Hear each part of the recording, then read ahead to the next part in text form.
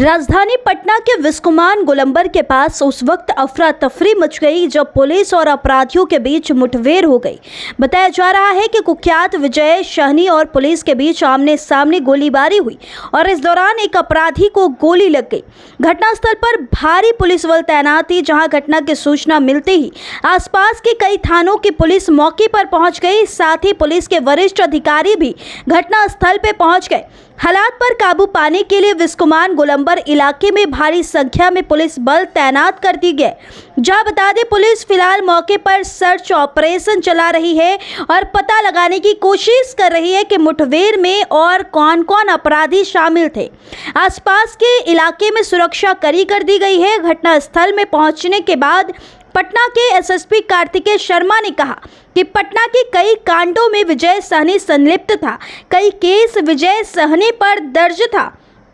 साथ ही उड़ीसा और धनबाद बैंक डकैती में भी यह शामिल थे। आज भी एक अपराधी घटना को अंजाम देने के लिए हथियार लेकर जा रहे थे और इसी क्रम में पुलिस के साथ मुठभेड़ हो गई, जिससे इनके पैर में गोली लगी। विजय सहनी लगभग 20 से ज़्यादा आपराधिक घटनाओं में शामिल थे। तो चलिए एक हम सुनवाते हैं, वहाँ की फुटेज वीडियो दिखाते हैं कि क्या कुछ कहते पटना एसएसपी नजर आ रहे हैं। विजय सहनी नाम के अपराधी हैं जो पूर्व में भी कई केसेस में वंचित रहे हैं और इन पे हत्या, डकैती और आर्म्स एक्ट के करीब 20 से ज़्यादा केस हैं और कई केस में ये अभी वांटेड चल रहे थे, जिसमें खास करके जो इसी साल जो होटल व्यवसायी संतोष की हत्या हुई थी, जिसमें इनके द्वारा उसके बाद में एक वीडियो भी वायरल हुआ था जिसमें हथियार लहरा रहे थे।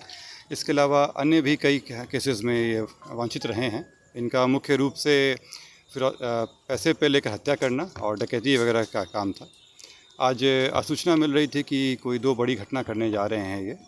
उसी क्रम में एक माल सलामी और आलमगंज की एक टीम बनाई गई और एसटीएफ की मदद से जहाँ पे ये अपना घटना का अंजाम देने की कोशिश कर रहे थे, तो वहाँ पे पुलिस के द्वारा रेड छापामारी की गई। तो ये आशोचक रामकृष्ण नगर थाना से इनको वहाँ पे पकड़ा गया। वहाँ से जब लाया गया, इनसे पूछताछ किया गया तो ये बताया कई हत्याकांड में ये सम्मिलित रहे हैं और इनके द्वारा बताया गया कि एक 2 बड़ी घटना करने जा रहे थे। इसके लिए ये हथियार यहाँ पे बोड़ा में छुपा के रखे हुए हैं और उसी को लाने के लिए जब यहाँ पे पुलिस आई, जब बोड़ा से ये हथियार निकाला जा रहा था तो उसी में ये पुलिस पे फायरिंग कर दिए। फायरिंग करने के बाद पुलिस के द्वारा इनको रोकने की कोशिश की गई, जिसमें एक कंट्रोल रूप से फायरिंग करते हुए पुलिस के द्वारा इनको पैर में गोली लगी, 2 गोली लगी है इनको। तुरंत ही इनको इलाज के लिए अस्पताल ले जाया गया है, जहाँ वे इलाजरत हैं। ये